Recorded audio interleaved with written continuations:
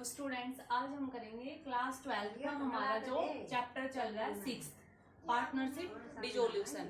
ठीक है, partnership dissolution का हमने अभी स्टार्ट किया कि पार्टनरशिप डिसोल्यूशन क्या होती है, किस तरह से पार्टनरशिप का डिसोल्यूशन होता है।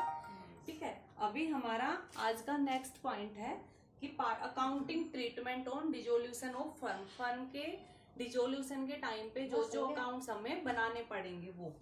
तो फर्स्ट आज का हमारा अकाउंट है realisation account. Realisation account, realisation account क्या होता है? हमारा वसूली खाता। जैसे मैंने लास्ट लेक्चर में बताया था कि जब फर्म बंद होती है, खत्म होती है, एक दुकान बंद होती है, तो वह अपनी दुकान का सारा सामान बेच के ये देखता है कि मैं को क्या कितना क्या कुछ मिला है। ठीक है, दुकान में जो भी सामान है वो उसको बेच देता है और देखता है कि किस सारा सामान बेचने से कितने पैसे उसके पास आए हैं। तो रियलाइजेशन अकाउंट हमारा यही होता है। इसमें क्या होता है, हम किस तरह से बनाएंगे? एक तो रियलाइजेशन हमारा क्या कौन सा होता है? नॉमिनल नेचर का। ठीक है, रियलाइजेशन हमारा होता है नॉमिनल अकाउंट। ठीक है, नॉमिनल की तरह इसके डेबिट में जाएंगी सारी लॉसेज और एक्सपेंसेस और क्रेडिट में जाएंगे इनकम एंड प्रॉफिट्स। ठीक है, नॉमिनल के नेचर का होता है, आपको याद रखना है। सेकंड है हमारा, इसको किस तरह से हम करेंगे। ठीक है, तो रियलाइजेशन हम बनाने से पहले देखिए, रियलाइजेशन अकाउंट जब बनेगा तब हमारा इस तरह से अकाउंट्स बनता है, हमें पता है। ठीक है, तो रियलाइजेशन का ये डेबिट साइड और ये क्रेडिट साइड। तो डेबिट में ट्रांसफर हो जाएंगी बैलेंस शीट की सारी एसेट्स। रियलाइजेशन में ट्रांसफर हो जाएंगी सारी की सारी एसेट्स। यानी कि आप ऐसे याद रख लीजिए, हमें बैलेंस शीट दी होगी। ठीक है, उस बैलेंस शीट में इधर की एसेट्स होंगी और ये हमारी लाइबिलिटीज होंगी। तो आप एसेट्स को इधर ट्रांसफर कर दीजिए और लाइबिलिटीज को आप इस तरफ ट्रांसफर कर दीजिए। ये होता है, सिर्फ अभी हम बंद कर रहे हैं फर्म को। ठीक है, अभी हमने सिर्फ फर्म को बंद किया है। उसके बाद जब इन एसेट्स को बेचेंगे, जब जो पैसा आएगा उसकी हम आगे अलग से एंट्री करेंगे। ठीक है, तो सबसे पहले हम एसेट्स को जब बंद कर रहे हैं, फर्म को बंद कर रहे हैं, तो जो भी एसेट्स हैं उनको इधर ला देंगे। सिर्फ किसको नहीं लेके आएंगे? कैश और बैंक को। कैश और बैंक को हम नहीं लेकर आएंगे, क्योंकि कैश और बैंक क्या हम बेच सकते हैं? हम बेचें तो सिर्फ एसेट्स ही गए ना, जमीन बेच देंगे, मशीन बेच देंगे, बिल्डिंग बेच देंगे, कैश को थोड़ी ना बेच सकते हैं। तो कैश और बैंक को छोड़ के बाकी जो एसेट्स हैं वो जितनी प्राइस की यहाँ पर है उनको सेम यहाँ पे हम ट्रांसफर कर देंगे। ठीक है, तो इधर हमारी आ जाएगी बाय जितनी भी लाइबिलिटीज हमारी बैलेंस शीट में दिखा रखी हैं वो सारी की सारी। ठीक है, बैलेंस शीट को हम इधर ट्रांसफर कर देंगे। उसके बाद है, यदि हमारी संपत्ति पक्ष में, हमारी एसेट साइड में कोई आर्टिफिशियल एसेट्स है, कोई कृत्रिम संपत्ति है जिसको हम नहीं बेच सकते, क्योंकि हम यहाँ पे देखिए फर्म को समाप्त कर रहे हैं। आप एक चीज याद रखिए, समाप्त कर रहे हैं, दुकान बंद हो रही है, तो दुकान वाला जो जो चीज बेच सकेगा उन्हें तो लेके आएगा ना, उन्हीं से तो उसको कुछ वसूली होगी। अब अपनी इमेज है, जैसा हम गुडविल पढ़ के आते हैं, वो गुडविल को थोड़ी ना बेच पाएगा कि भाई इसके एक अच्छा आदमी था, ठीक है, बोलचाल अच्छा था, इसकी वजह से 5 ग्राहक उसके पास ज्यादा आ जाते थे, तो ये उसकी गुडविल थी। लेकिन वो जब दुकान बंद करेगा तब उसको बेच थोड़ी ना सकता है। तो इसलिए हम क्या करेंगे, एडवर्टाइजमेंट एक्सपेंसेस हो गए, ठीक है, या फिर प्रॉफिट एंड लॉस का क्रेडिट बैलेंस, डेबिट बैलेंस हो गया, इन सबको हम छोड़ देंगे। उसके बाद है यहाँ पे हमने लाइबिलिटीज हम ट्रांसफर कर देंगे। जब हम इनको बेच देंगे, ये अकाउंट आपका पूरा जब आप क्वेश्चन करोगे तब समझ में आएगा, अभी मैं आपको सिर्फ बेस करा रही हूँ। जब हम इसको बेच देंगे ना, तब हमें जो पैसा मिलेगा एसेट्स को बेचने से, ठीक है, वो हम यहाँ पे ट्रांसफर करेंगे कि हमें कितना पैसा मिला है। ठीक है, जैसे बिल्डिंग को सेल किया, यहाँ पे हम बिल्डिंग को वैसे तो ले आए ट्रांसफर करके यहाँ से, अब जब हम बिल्डिंग को सेल करेंगे तब हम इधर दिखाएंगे बिल्डिंग, वो कितने की बिकी वो वैल्यू हम यहाँ पर दिखाएंगे। ठीक है, यानी कि अब जो एसेट्स को हमने बेचना था वो इकट्ठी कर ली, जिन लाइबिलिटीज का हमने भुगतान करना था वो भी इकट्ठी कर ली। अब हमने कितने एसेट्स को कितने में बेचा वो देखेंगे, और कितने बाहर वालों की लाइबिलिटीज की पेमेंट कर दी इस साइड में हम वो देखेंगे, और फिर एंड में देखेंगे कि दुकान बंद करने से हमें क्या कुछ फायदा हुआ है या नहीं हुआ है, हमारे पास पैसे बचे हैं या नहीं बचे। उसके अलावा नेक्स्ट आपको एक दिखेगा general expenses, reserve, profit and loss, workman compensation fund. ये जो हम पिछले टॉपिक में करके आए थे, जो पार्टनर्स में बढ़ते थे सारे रिजर्व जो भी प्रॉफिट थे, वो इसमें भी सेम ऐसे ही रहेंगे, पार्टनर्स में ही बटेंगे, रियलाइजेशन अकाउंट में ट्रांसफर नहीं होंगे। ठीक है। उसके बाद हमारा वर्कमैन कंपनसेशन रिजर्व का पॉइंट, जैसा हमने पीछे रिवैल्यूएशन में किया था वैसा ही यहाँ पर है। अगर अमाउंट से ज्यादा वर्क रिजर्व जितने का बनाया उससे ज्यादा का हमारा साल के दौरान हमने अपने एम्प्लॉय को देना पड़ गया, क्लेम ज्यादा हो गया, तो ज्यादा वाले क्लेम को हम किस में डाल देंगे, रियलाइजेशन में। ठीक है। अगर कम का है तो बची हुई अमाउंट पार्टनर्स में बांट देंगे। इनकी वर्कमैन कंपनसेशन रिजर्व है, इन्वेस्टमेंट फ्लक्चुएशन फंड वाला रिजर्व है, इसमें कोई चेंज नहीं हुआ है। जैसे हम पीछे के चैप्टर में हमने किया था, वहां पे क्या नाम था, रिवैल्यूएशन, यहाँ पे क्या नाम आ गया, रियलाइजेशन। बाकी इनकी सेम वैसी एंट्री होगी, इसलिए मैं दोबारा ये वाला पॉइंट नहीं करा रही हूँ, वहां पे आपको पूरा अच्छे से समझा दिया है। ठीक है। उसके बाद हम यहाँ पे एक क्वेश्चन से स्टार्ट करते हैं ताकि आपको रियलाइजेशन अकाउंट अच्छे से समझ में आ जाए। उससे पहले तो आपको सिर्फ छोटे छोटे अमाउंट्स पॉइंट बता रखे जो कि हम पिछले चैप्टर में करके आ चुके हैं। अब हम स्टार्ट करते हैं हमारा रियलाइजेशन अकाउंट कैसे बनता है। और आपका एक बीच में टॉपिक आएगा रियलाइजेशन और रिवैल्यूएशन के बीच में डिफरेंस, जो कि 4 नंबर में कई बार पूछ लिया जाता है। तो आपको डिफरेंस आना चाहिए, क्योंकि अभी तक हमें इतना पता है रिवैल्यूएशन कब बनता है, जब कोई पार्टनर एंटर करता है या कोई पार्टनर छोड़कर जाता है। रियलाइजेशन कब बनता है, बिल्कुल एंड में। ठीक है। तो इस तरह के आपके डिफरेंस है, तो आपको ये डिफरेंस का पॉइंट जो है इम्पोर्टेंट है, ये आपको करना है। तो सबसे पहले हम देखते हैं कि हमारा रियलाइजेशन अकाउंट किस तरह से बनता है, वो हम करते हैं। तो देखिए रियलाइजेशन अकाउंट हमारा किस तरह से बनता है, क्या फॉर्मेट होता है, अब हम वो देखते हैं। सबसे पहले टू ऑल एसेट्स, जैसे मैंने बताया था आपको एक बैलेंस शीट दी होगी उस फर्म की, तो उस बैलेंस शीट में जो भी आपके एसेट्स हैं उनको यहाँ पे हम ट्रांसफर कर देंगे। ठीक है। और इधर जो भी लायबिलिटीज है उनको हम यहाँ पे ट्रांसफर कर देंगे। उसके बाद सेकंड आएगा टू बैंक या कैश। यहाँ तक ट्रांसफर करने के बाद अब हमारा क्वेश्चन स्टार्ट होएगा। तो फर्स्ट हम जब अगर हमारे पास, ठीक है, जो इधर लायबिलिटीज थी बैलेंस शीट से जो भी हमारी लायबिलिटीज आई हैं, भाई लेनदार थे, बैंक का लोन था, जो भी था, उनकी जितनों की हमने पेमेंट कर दी है। ठीक है। जितनी लायबिलिटीज की हमने पेमेंट कर दी है वो हम यहाँ दिखा देंगे टू बैंक या कैश, क्योंकि नॉमिनल अकाउंट है उसके हिसाब से हमने पेमेंट कर दी है तो डेबिट में चला जाएगा इसके, क्या, टू बैंक या कैश से, क्योंकि हमारे पास से उतनी पैसा कम हो जाएगा। अगर उसने जो इधर ये एसेट्स दिखा रखी थी दुकान बंद होने के बाद, जो उसके एसेट्स निकल के आई, वो जब इन एसेट्स को बेचेगा तो जो उसके पास पैसा आएगा तो क्रेडिट में हम लिख देंगे बाय बैंक या कैश अकाउंट, क्योंकि वो उतना पैसा उसके पास आया है। ठीक है। तो जो पैसे का भुगतान, वो जो पैसा उसके पास से जाएगा उसको इधर लिख देंगे, जो आएगा वो इधर लिख देंगे। तो फर्स्ट हमारे पास जो लायबिलिटीज थी उनकी पेमेंट करी तो हमने बैंक को खत्म कर दिया। सेकंड है टू बैंक या कैश, फिर से आएगा हमारा, वो किसके लिए, amount paid to unrecord asset liabilities. कई बार क्या होती है ऐसी लायबिलिटीज निकल के आ जाती है जो हमने नहीं लिख रखी थी, जैसे हम पीछे के चैप्टर में पढ़ के आए हैं, जिनका कहीं कोई रिकॉर्ड नहीं था, लेकिन दुकान बंद करने के टाइम पे हमें पता चला कि अच्छा है कि ये भी पैसा था जो हमने मोहन को देना था या सोहन को देना था। ठीक है। तो वो अनरिकॉर्ड लायबिलिटीज थी जो अचानक से हमारे आगे आ गई, तो उसकी भी पेमेंट करेंगे तो वो भी हमारे पास से पैसा कम हो जाएगा। नेक्स्ट है हमारा, फिर से पैसा कम हो सकता है क्या, जब हमें एक्सपेंसेस होते हैं रियलाइजेशन के, यानी कि अपनी फर्म को, अपनी दुकान को बंद करने के भी कुछ खर्चे होते हैं। ये नहीं है कि बंद करना आसान है, फर्म को बंद करने के टाइम पर भी हमें कुछ बंद करने से रिलेटेड कुछ खर्चे हो जाते हैं। ठीक है। जैसे बड़ी बड़ी कंपनियां, इनको कुछ एक लीगल एक्टिविटीज भी करनी पड़ती है, कानूनी कार्यवाही भी होती है, जिसके ऊपर इनका थोड़ा पैसा खर्च होता है अपनी फर्म को बंद करने के लिए। तो फर्म को बंद करने के लिए जो भी पैसे का भुगतान करना पड़ेगा वो भी हम यहाँ पे कर देंगे। ठीक है।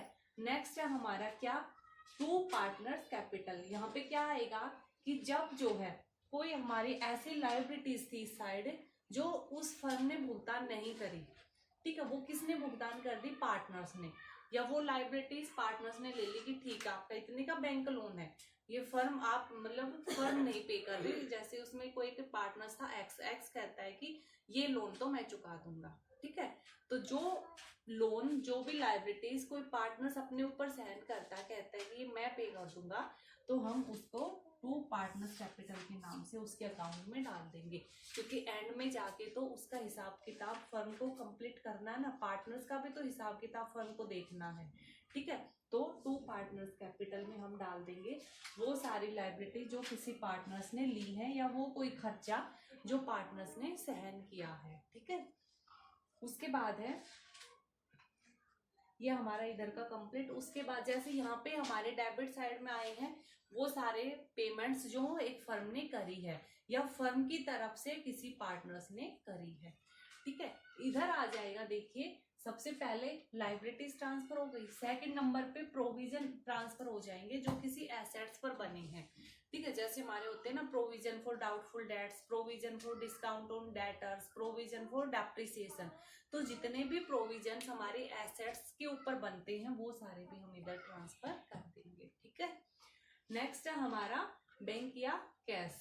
बैंक या कैश का यहाँ पे कौन से पैसे जो हमारे पास आएंगे, उस फर्म के पास आएंगे, तो फर्स्ट तो वो पैसा आएगा या तो बैंक में आ सकता है या हमें नगद भी मिल सकता है, ठीक है। इसलिए मैंने बैंक या कैश लिखा है, आपको सिर्फ एक ही लिखना है। अगर नगद में मिले तो कैश लिख देंगे, सामान को बेचने से उसको चेक मिला तो बैंक का नाम डाल देंगे। तो फर्स्ट वो अमाउंट जो उसको एसेट्स, जो यहाँ पे एसेट्स थी उनको बेचने से जो पैसे आए ना वो। सेकंड कोई ऐसी एसेट्स थी जो अनरिकॉर्ड थी, जैसे हमारे अनरिकॉर्ड लायबिलिटीज थी वैसे ही अनरिकॉर्ड एसेट्स हो सकती है, तो उन एसेट्स को बेचने से जो पैसा आया वो हमारा यहाँ पे आ जाएगा। नेक्स्ट है हमारा पार्टनर कैपिटल। जैसे पार्टनर्स ने कोई लायबिलिटीज ली थी तो हमने यहाँ पे दिखा दिया था, ऐसे ही कई बार जो है पार्टनर्स फर्म की एसेट्स ले लेते हैं।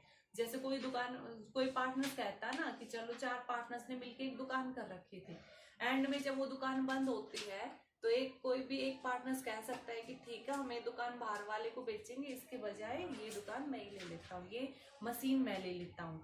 तो जो एसेट्स पार्टनर्स ले लेते हैं उनको हम यहाँ डाल देंगे, क्योंकि पार्टनर से भी तो हम पैसे लेंगे, ऐसे थोड़ी ना देंगे, तो उसका यहाँ पे हम कैपिटल डाल देंगे, ठीक है।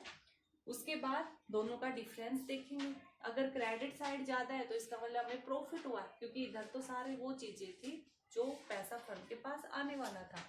अगर ये साइड ज्यादा है तो हमें लॉस हुआ है, ठीक है। तो डिफरेंस को हम पार्टनर्स कैपिटल में डाल देंगे, जैसे कि प्रॉफिट या लॉस हमें पता है एंड में पार्टनर्स में ही बढ़ता है, तो वही चीज हमारी यहाँ पर है। तो ये था आपका रियलाइजेशन अकाउंट किस तरह से बनेगा, तो आप इसके बेस पे क्वेश्चन करके देखिए।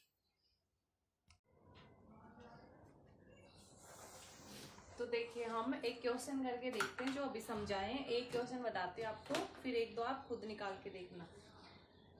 अब फोर्थ हमारा एग्जांपल है, देखिए फर्स्ट है हमारा A and be shared profit in the ratio 3:2। दो पार्टनर्स हैं ए और बी, वो 3 और 2 के रेशियो में हर एक लाभ हानि को बांटते हैं। बैलेंस शीट दे रखी है हमें 31 मार्च 2008 की, और इस डेट को साझेदारों ने सबने मिलकर तय किया है कि वो अपनी फर्म को बंद कर रहे हैं, और जो भी फर्म से एसेट्स लायबिलिटीज थी उनसे कुछ वसूली हुई है, क्या हुई है वो आपको बताएंगे। तो सबसे पहले हमें ये जर्नल एंट्री भी पूछ रहा है, तो जर्नल एंट्री मैं बाद में कराऊंगी, पहले आपको रियलाइजेशन अकाउंट बताती हूँ, क्योंकि रियलाइजेशन अकाउंट पहले बन गया तो जर्नल एंट्री फिर सिंपल है। तो रियलाइजेशन अकाउंट बनाने के लिए सबसे पहले हमने पढ़ा था क्या कि बैलेंस शीट में जो भी एसेट्स है उनको यहाँ पे ट्रांसफर कर दें, ठीक है। तो सबसे पहले हमारे जो बैलेंस शीट आपको क्वेश्चन में दी है उसमें है, सबसे पहले आपको दिख रहा होगा तो आपको सबसे पहले कैश दे रखा है, फिर डेटर्स हैं, उसके बाद प्रोविजंस है, स्टॉक है, मशीनरी, लैंड बिल्डिंग है, ठीक है। ये आपके एसेट्स हैं। तो हमारे पास सबसे पहले कौन से एसेट्स है, डेटर्स के, तो हमने डेटर्स को ट्रांसफर करते हैं। कितने से है, देखिए आपके डेटर्स हैं 40,000 के, और 1,800 इनके ऊपर प्रोविजन बना है। तो क्योंकि हम प्रोविजन को तो अलग से दिखाएंगे, इसलिए यहाँ पे डेटर्स की वो अमाउंट आएगी जो कि प्रोविजंस को लेस करने से पहले की है, ठीक है। तो हमारे प्रोविजंस थे 40,000 के, हम यहाँ पे 40 दिखाएंगे, जो प्रोविजन है वो हम इस तरफ दिखाएंगे, ठीक है। हम अगर आप बाद में भूल जाओ तो आप इकट्ठा ही लिख दो, पहले इधर भी लिख दो, by provision for debtors, doubtful debtors कितने के हैं 1800 के, ठीक है। नेक्स्ट आपके पास स्टॉक है, स्टॉक कितने का 54,800। मशीनरी, मशीनरी कितने की है 40,000 की। और टू लैंड एंड बिल्डिंग वो कितने की है 1,20,000 की, ठीक है। और इस तरफ लाइबिलिटीज डाल देंगे तो लाइबिलिटीज साइड में हमारी सिर्फ एक ही अमाउंट है क्रेडिटर्स और कुछ भी नहीं है, तो हमने 20,000 डाल दिया, ठीक है। ये तो सिर्फ हमने अभी दुकान को बंद किया है, तो हमने अपनी एसेट्स और लाइबिलिटीज लिख ली है कि भाई दुकान को इतनी ये सब कुछ पेमेंट्स करनी है, या ये संपत्तियां, यहाँ से कितना पैसा वसूल होएगा वो अब हमारा हिसाब आगे का चलेगा। तो सबसे पहले देखिए हमने जो बेची है एसेट्स उनसे पैसा आएगा, तो हमारा बाय बैंक अकाउंट, ठीक है। कितना पैसा आया वो हम देखते हैं। उन्होंने लिख रखा है कि स्टॉक से 45,000, मशीनरी से बुक मूल्य का 20% कम, और डेटर से 35,000, और लैंड एंड बिल्डिंग से बुक वैल्यू से 30,000 अधिक हमें वसूल हुआ है, ठीक है। तो हमारे पास बाय बैंक में पैसा आया है। आप चाहे तो वर्किंग नोट में अलग से नीचे ऐड कर सकते हैं, वरना चाहे तो हम यहाँ पर भी इकट्ठा लिख सकते हैं। जैसे हमें मिलता आया है 45,000 45,000, प्लस में मशीनरी का जो है वो मिला है हमें 20% कम, ठीक है। यानी कि हमारी मशीनरी थी 40,000 की, 40,000 की थी, 40 का 20% करेंगे हम तो कितना आ जाएगा 8,000। तो 40 में से 8 गया 32,000। तो हमें मशीनरी जब हमने बेची तो वहां से हमें पेमेंट आई 32 की। नेक्स्ट डेटर से हमें 35,000 रुपये मिले।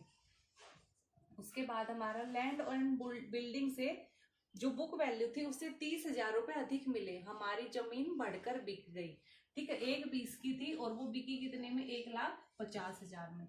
तो टोटल हमें जितनी भी हमारी संपत्ति थी, हमारे मतलब उस फर्म की जितनी संपत्ति थी वो इतने में बिकी है। तो जब हम इन सब का टोटल करेंगे तो हमारे पास आ जाएगा 2,62,000, 2,62,000 रुपये में उस फर्म की सारी संपत्ति बिक गई। उसके बाद हमारा है आगे,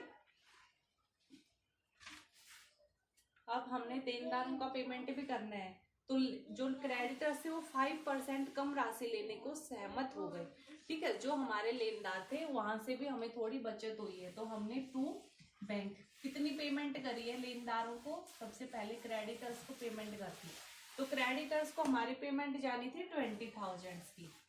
क्रेडिटर्स ने कहा कि ठीक है आपकी फर्म लॉस में चल रही, कोई बात नहीं, हम 5%। तो देखिए हमारे क्रेडिटर्स कितने के थे 20,000 के, उनको 5% कम अमाउंट देनी है, यानी कि 1,000 रुपये। तो 20,000 की बजाय हमने कितने देने हैं 19,000, ठीक है। उसके बाद नेक्स्ट हमारा एसेट्स के रियलाइजेशन एक्सपेंसेस जो है 1200, यानी कि संपत्तियों को बेचने के लिए भी हमें कुछ खर्चा पानी लग गया, ठीक है। अपनी संपत्तियों को बेचने के लिए हमें कुछ खर्चा पानी देना पड़ा, तो वो भी हमारे यानी कि हमें खर्चा हो गया। तो टू बैंक अकाउंट कौन सा एक्सपेंसेस, कुछ खर्चे हो गए कितने के 1,200 रुपए के, ठीक है। तो ये हमने संपत्ति बेच दी, ये हमने अपने लायबिलिटीज का भुगतान कर दिया। अब हम देखते हैं कि हमारे पास उस फर्म को बंद करने के बाद हमें लॉस हुआ है या प्रॉफिट हुआ है। तो इधर की साइड का टोटल 2,83,800 और इधर का हमारा आ जाएगा, ये हमारा कम आएगा, तो जो डिफरेंस आएगा वो आएगा 8,800। तो 8,800 रुपए हमारे क्या आ गए प्रॉफिट की। वो प्रॉफिट हमारा किस में बढ़ जाएगा, profit on realisation account transfer to partners capital, ठीक है। किस किस पार्टनर्स में, ए और बी में बढ़ जाएगा 8,800। किस रेशियो में, 3 और 2 के रेशियो में। तो इस 8800 को हम 3 और 2 के रेशियो में ए और बी के बीच में बांट देंगे। तो ये था आपका रियलाइजेशन अकाउंट की किस तरह से हमें रियलाइजेशन अकाउंट बनाना है। अब अगर हम बात करें जर्नल एंट्रीज की, तो इसी की वो जर्नल एंट्री पूछता है कई बार। तो अभी आपको मैंने रियलाइजेशन इसीलिए पहले कराया था कि अब आप जर्नल एंट्री करोगे तो आपको अच्छे से समझ में आ जाएगी। नेक्स्ट क्वेश्चन में आप जर्नल एंट्री भी पहले कर सकते हैं। देखिए अब अगर हम जर्नल एंट्री करेंगे तो सबसे पहले हमने क्या किया था, यहाँ पे एसेट्स को ट्रांसफर किया था, तो रियलाइजेशन डेबिट था और टू एसेट्स क्रेडिट थे। तो हम ऐसे ही करेंगे, realisation debit to assets. Assets में क्या क्या, to debtors, to stock, to machine, to land and building, ठीक है। और डेबिट किसमें, रियलाइजेशन में। तो रियलाइजेशन अकाउंट हमारा डेबिट हो जाएगा और टू ये सारी एसेट्स क्रेडिट हो जाएंगे, ठीक है। नेक्स्ट हमने क्या किया था, लाइबिलिटीज में ट्रांसफर कर दी थी। तो रियलाइजेशन के क्रेडिट में गया क्या क्या, provision on for doubtful debts और क्रेडिटर्स, ये डेबिट और टू रियलाइजेशन। तो ये हमारी जर्नल एंट्री हो जाएगी सेकंड। थर्ड में हमने क्या किया था कि हमें जो भी पैसे मिले एसेट्स को बेचने से वो, तो हमारे पास क्या आया था, पैसा। तो बैंक अकाउंट डेबिट और टू रियलाइजेशन, कितना, 2,62,000, ठीक है। इधर भी हमने पेमेंट करी थी लाइबिलिटीज की, तो हमारी क्या एंट्री आ जाएगी, रियलाइजेशन डेबिट और टू, एक्स चुप रहो बेटा, realisation debit to bank account, ठीक है। आप इसको इकट्ठा भी लिख सकते हो या अलग भी लिख सकते हैं, आप कोशिश करना अलग ही लिख दो, क्योंकि ये खर्चा अलग से कोई एक्सपेंसेस है, वो भी कौन सा, जब हम बिजनेस को बंद कर रहे हैं। तो हमारी entry realisation debit to bank credit, ये तो है पेमेंट फॉर क्रेडिटर्स। दूसरा realisation debit to bank credit, ये है एसेट्स को सेल करने के टाइम का खर्चा। तो हमारी जनरल एंट्री यहाँ से हम कर लेंगे। नेक्स्ट हमारा रियलाइजेशन का प्रॉफिट बांटना है, तो रियलाइजेशन डेबिट है और टू पार्टनर्स, टू पार्टनर्स में क्या हो जाएगा, तो हमारी लास्ट में एंट्री हो जाएगी क्या, realisation account debit to A's capital और टू बीज कैपिटल, किससे, जो इधर हमारे ये प्रॉफिट हमने यहाँ पे ट्रांसफर किया उससे। तो लास्ट जर्नल एंट्री हमारी ये हो जाएगी। उसके बाद देखिए हमारा क्या आ जाएगा, जब हम पार्टनर्स की कैपिटल अकाउंट बनाएंगे उससे हमें जो पार्टनर्स का बैलेंस आएगा वो हम लास्ट एंट्री करेंगे। तो देखिए अगर हम जर्नल पहले बनाएंगे, ठीक है, तो ना तो हम ये लास्ट वाली जर्नल एंट्री कर पाएंगे, ना अभी जो हमने कैपिटल का जो बैलेंस बचा वो वाले एंट्री कर पाएंगे, क्योंकि दोनों की दोनों एंट्रियां इन अकाउंट्स पे डिपेंड है। इसीलिए जर्नल एंट्री आप कोई ये अकाउंट बनाने के बाद बना लो, ठीक है, ताकि आपको रुकना ना पड़े उन स्टेप के लिए, ठीक है। तो ये आपका रियलाइजेशन था, जर्नल एंट्री आपको बता दी, रियलाइजेशन आपका हो गया। अब मैं इस क्वेश्चन का एक बार आपको कैपिटल अकाउंट भी बताती हूँ। तो देखिए अभी हमने रियलाइजेशन तो देख लिया, नेक्स्ट हमारा कैपिटल अकाउंट। तो पार्टनर्स का कैपिटल अकाउंट बनाएंगे, ए और बी तो पार्टनर्स है, हमारा बैलेंस दे रखा, ए का 1,50,000 और बी का 90,000, ये हमारा बैलेंस है। उसके बाद क्योंकि हमें रियलाइजेशन में प्रॉफिट हुआ था, प्रॉफिट के टाइम पे हम जर्नल एंट्री हमें पता है क्या करते थे, ठीक है, प्रॉफिट हम रियलाइजेशन के क्रेडिट में ट्रांसफर करते हैं, वरना जर्नल एंट्री भी हमें पता है realisation debit to A's capital to B's capital, यानी कि पार्टनर्स के क्रेडिट में आया प्रॉफिट, तो बाय रियलाइजेशन और क्या प्रॉफिट, तो जो इनके हिस्से में प्रॉफिट आया था वो। अभी बाकी कुछ और चीज है नहीं, हमने इसका टोटल किया, इस साइड का टोटल किया, इसके बन गए 1,55,280 और इसके 93,520, इतने इनके पेमेंट बन गई, हमें इनको ये पेमेंट देनी है। अभी तक हम इसको क्या करते थे, टू बैलेंस शीट ही कर देते थे कि भाई कैरिड डाउन, आप ऐसे चलते रहिए, लेकिन अब हम इसको टू बैंक करेंगे। क्यों, क्योंकि अब हम तो ये फर्म बंद ही कर रहे हैं ना, तो पार्टनर्स का जितना पैसा बन रहा है वो सारा पैसा फर्म को देना पड़ेगा, तो टू बैंक कर दिया हमने कि भाई हमने इनकी इतनी पेमेंट करनी है, अब हमने पेमेंट कर दी, ठीक है। तो ये आपका कैपिटल अकाउंट। नेक्स्ट हमारा बैंक अकाउंट, क्योंकि आपको बैलेंस शीट में देखिए बैंक का बैलेंस दिया मिलेगा, ठीक है, अगर कैश का बैलेंस दिया मिला तो आप कैश अकाउंट बना लीजिए, बैंक का दिया तो बैंक अकाउंट बना लीजिए, क्योंकि कैश या बैंक जो भी था वो हम पढ़ के आए कि उसको रियलाइजेशन में हम ट्रांसफर नहीं करते, ये एसेट्स है लेकिन हम इसको ट्रांसफर नहीं करते। तो जो बैलेंस था, क्योंकि एसेट्स का डेबिट बैलेंस ही होता है, तो बैलेंस पीडी कितना 7,000 का हमारे पास बैंक का बैलेंस है। अब जो भी फर्म के पास पैसा आया है वो इसके डेबिट में, और जहां से पैसा गया है वो इसके क्रेडिट में। तो एक तो रियलाइजेशन से हमें पैसा आया था, वसूली हुई थी किन से, एसेट से। आप ब्रैकेट में लिख सकते हो एसेट्स। तो एसेट से 262 की कमाई हुई थी। बाय रियलाइजेशन में वसूली के टाइम पे हमें खर्चा भी हुआ था कितना, 19,000 का, जो कि क्रेडिटर्स थे। और एक हमें खर्चा हुआ था 1,200 रुपए के अपने एसेट्स को बेचने के लिए। ठीक है, तो जो पैसे आए वो इधर, जो पैसे गए वो इधर। उसके बाद पार्टनर्स को भी हम देकर आए हैं, तो ए का कैपिटल और बी का कैपिटल, ये पूंजी भी हमने दी है, तो ये भी इधर से चला जाएगा। इधर का टोटल और हम इधर का टोटल करेंगे तो हमारा इक्वल एंड में आएगा। तो ये था आपका रियलाइजेशन अकाउंट किस तरह से बनेगा, कैपिटल और बैंक अकाउंट किस तरह से बनेगा। अब एज ए 1-2 क्वेश्चन आप करके देखिएगा। ये हमारी स्टार्टिंग थी चैप्टर।